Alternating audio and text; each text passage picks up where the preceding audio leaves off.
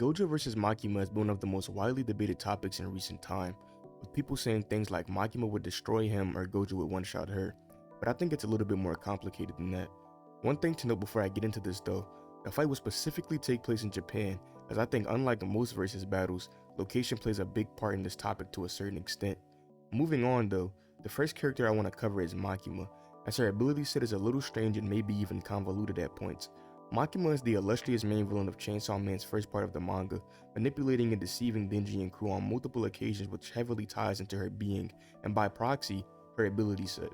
Makima is a devil, a race of beings in hell born from fear with names and abilities heavily tied to the thing they embody, ranging from tangible things like fish to abstract things like future and death.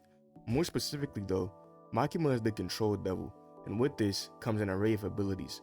Makima's main ability is the power to control people she deems inferior to herself, which we see happen on multiple occasions with characters like Denji, Aour, and Aki.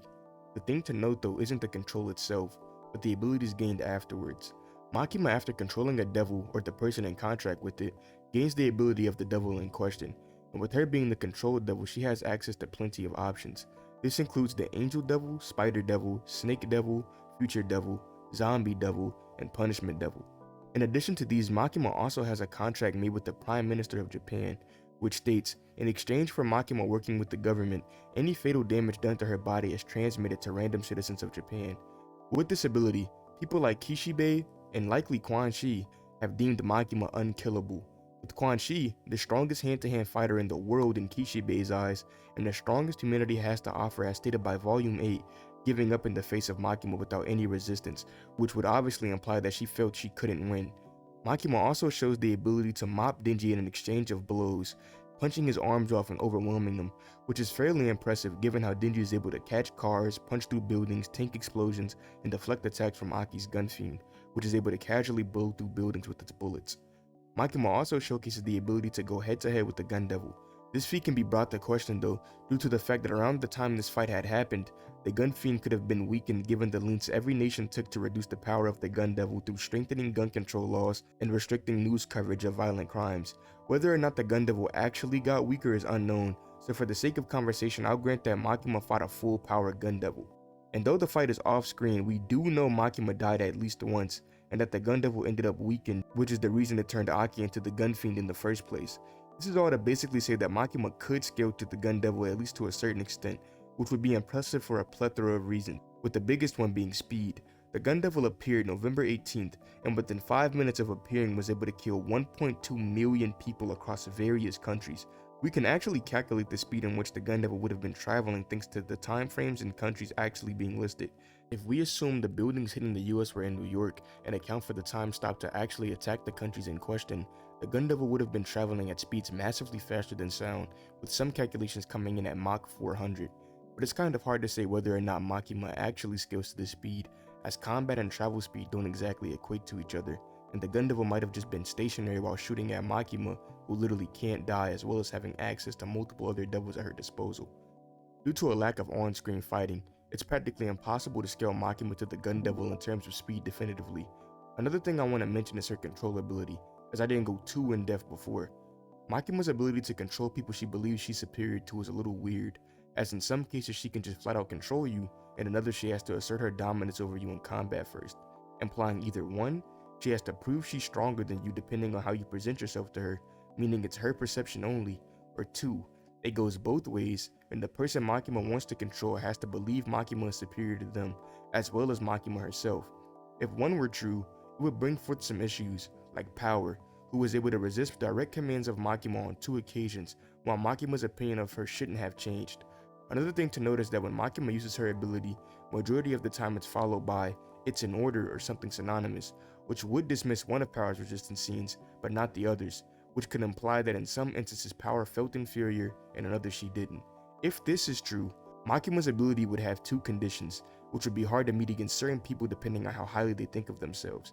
Outside of this ability though, she does have access to other Devil's abilities which could have some use, like using swarms of zombies to overwhelm her opponent, or her weapon hybrid squad consisting of Rize, Quan Chi, and Katana Man. But how do all these abilities stack up against Gojo? Gojo Satoru is one of the most prominent characters in Jujutsu Kaisen, and for good reason. His overwhelming charisma and power.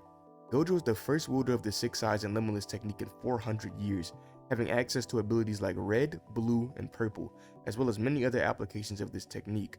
Outside of his power set, one of the most notable attributes of Gojo which stands out upon first glance is his insane confidence. Gojo in the verse of Jujutsu Kaisen is the strongest, being stated on multiple occasions to be the pinnacle of Jujutsu sorcery and the consensus strongest as far as everyone else knows. He is even set in place as an uncomplicated power ceiling for the verse by the author themselves. Essentially, to surpass Gojo is to surpass everyone else. So with that comes an insane amount of arrogance. The reason for mentioning this should be pretty apparent, given how if Makima's control ability requires you to believe you are inferior to her, Gojo just simply wouldn't, given how he's been established as a character. But not being controlled alone wouldn't win him this fight. So what does he have in comparison? As I said before, Gojo is the most recent user of the Limitless Curse technique, and with this comes the ability to wield Infinity. Infinity gives Gojo the ability to essentially not be physically touched, with the only exceptions being abilities and weapons that bypass curse techniques. The reason for this is because anything that attempts to come into contact with Gojo hits the Infinity in between them or begins converging infinitely, and in addition to this, the ability is always on. This is due to his Six Eyes, which allows him to see and manipulate cursed energy at an incredible level, unattainable to basically anybody else. Due to this, he loses an almost negligible amount of cursed energy when activating a technique. These two abilities in conjunction with each other would already make him a formidable opponent, but on top of this, Gojo also has red, blue, and purple. Red is the curse technique reversal of blue, being made completely of positive energy and repelling anything it comes in contact with. Blue is the base technique that red is made from, having the ability to pull things towards it as well as enabling high-speed movement, likely through pulling Gojo towards his opponent. Purple is a mix of both red and blue, colliding both infinities and spawning an imaginary mass, able to be shot towards its target. Some other applications of these abilities include the ability to reinforce the power of his infinity, manipulate his opponent and structures using a force-like ability, teleport, heal through RCT, and fly. In terms of physical combat, Gojo scales massively above people like Maki, who can swap hands with Sukuna, the same Sukuna that has the ability to punch Yuji so hard he goes flying through buildings, and block attacks from Maharaga who can do the same to him. Overall, in terms of punching power, neither Chainsaw Man nor Jujutsu Kaisen have AP feats that are all that impressive. The main thing to note for both verses is their speed, with the Gojo capable of killing people like Toji, who has enough power to kill sorcerers with speed on the level of Cursed Naoya, a cursed spirit with the ability to amplify its speed through its curse technique, reaching speeds of up to Mach 3.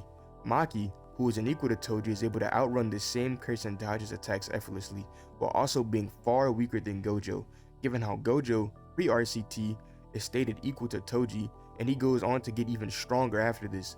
There's also some higher interpretations of their speed, but this is only if you think Maki directly dodged the lightning from Nue that Sukuna sent towards her, instead of just tanking it directly. But most of these abilities and feats pale in comparison to his domain expansion, which is essentially his strongest technique. Domain expansions are the pinnacle of Jujutsu ability, being an environment constructed from an innate domain imbued with the curse technique, with the curse technique in this case being Infinity. Once inside of this environment, a sure hit effect is applied, making it so that the curse technique imbued in the domain will land no matter what. What Gojo's domain does is overload your brain with infinite information, killing any regular human and immobilizing any cursed spirit. When this technique is used, it's essentially a sure hit win. Something like this is basically an unstoppable wall compared to Makima, especially given how Makima often approaches battle, opting for using up her lives instead of fighting cautiously. Realistically, Makima would simply get caught inside the domain and either begin dying repeatedly or become immobilized, essentially killing her, as it's impossible to say Makima could absorb infinite information. Even if we grant Makima the highest interpretation of her speed and do the same for Gojo, even with this, Makima would get blitzed and beat on, as lightning is far faster than Mach 400. The only plausible win cons for Makima are if 1. Makima knows of Gojo's full name, and instead of attacking him directly, decides to use her ability that sacrifices one person in exchange for another. With this, depending on how the force is applied, it could kill Gojo, but it's actually hard to say whether or not it would actually bypass Infinity. Another option she has is the invisible attack that basically just kills you. The way this ability works is kind of unknown, but it might be an application of her control ability, having so much control over you that she can essentially just make you die. It's hard to say in what way this actually works, so just like the last one con, this might do something.